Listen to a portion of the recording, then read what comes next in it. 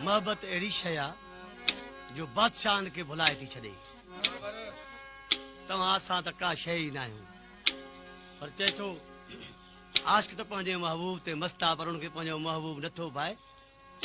तो जी अॻे पहा काॾींदा त ज़ोर जी मेहंदी लॻंदी न आहे। ॾिसी चए थो ज़ोर जी मेहंदी लॻंदी न आहे,